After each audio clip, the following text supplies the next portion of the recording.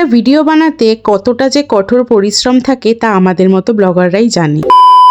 আমি এখন সবসময় চেষ্টা করি যতটা সিম্পল পারবো সেজে যেতে। মানুষের মতো আমাকে আজকাল জামাও ধোকা দিচ্ছে, তাই ওই জামাটা চেঞ্জ করে এটা পরলাম। ভালোভাবে মুখে ময়েশ্চারাইজার অ্যাপ্লাই করার পর এবার হালকা একটু আইব্রোটা শেভ করে নিয়ে মুখে ব্লাশ লাগিয়ে নিলাম।